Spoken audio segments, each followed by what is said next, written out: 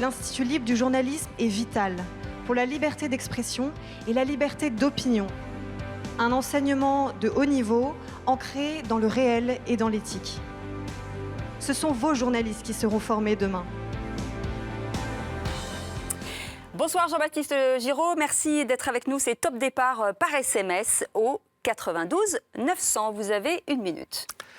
Depuis ce matin, vous avez été en contact avec les médias près d'une centaine de fois, de la radio qui vous a réveillé, à bien sûr les réseaux sociaux toute la journée, et puis la télévision, comme ce soir, en ce moment, vous nous regardez. Or, ces médias, à longueur de journée, vous disent quoi penser, quoi acheter, et parfois même, dans certains cas, presque quoi voter.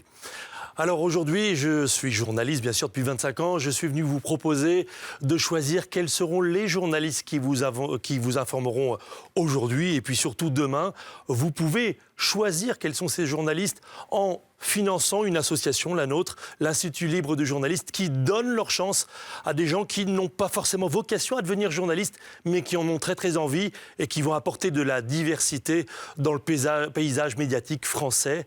Soutenez-les et demain vous les verrez peut-être sur cette chaîne de télévision ou vous les entendrez à la radio, vous écoutez. Merci beaucoup Jean-Baptiste. Venez me rejoindre, venez là avec moi.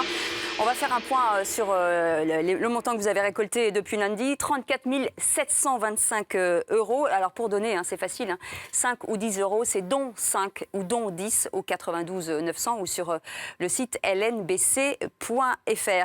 Jean-Baptiste, comme tous les autres, bien entendu, vous avez 2 minutes pour répondre à mes questions. Concrètement, comment ça se passe, comment se passent ces formations ?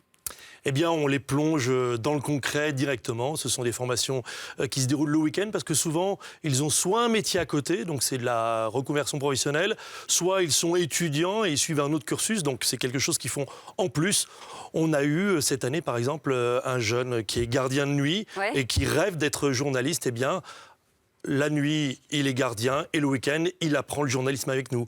L'année d'avant... C'est combien de week-ends exactement ? Aujourd'hui, nous proposons 7 week-ends par an et dès cette année, nous espérons, avec le soutien de ceux qui nous soutiennent lors de la nuit du bien commun, pouvoir passer à 10 week-ends par an et surtout leur délivrer un diplôme à la fin de l'année.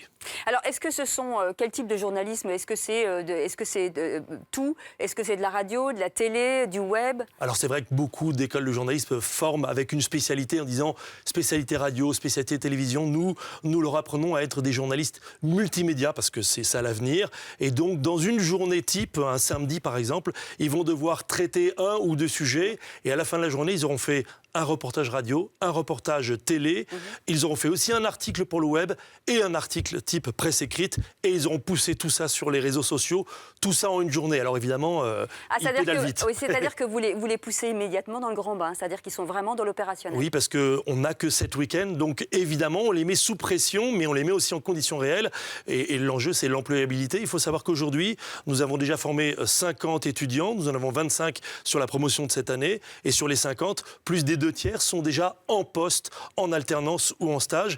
Et clairement, les directeurs des rédactions qui reçoivent leur CV, qui nous connaissent, nous disent oui, ils sont vraiment différents. On sent vraiment que c'est différent de ce qu'ils apprennent dans les autres écoles. Une expérience... C'est de la diversité, surtout, encore une fois, quand vous êtes gardien de nuit ou lorsque vous êtes aide à domicile, comme lors de la promotion de l'année d'avant, eh bien, vous êtes beaucoup plus le reflet de la France d'aujourd'hui et de la diversité. Merci beaucoup Jean-Baptiste. Alors pour l'instant, on va faire un point sur vos dons. Vous avez recueilli 57 915 €. Alors pour les SMS, c'est terminé, mais vous pouvez continuer de donner sur lnbc.fr.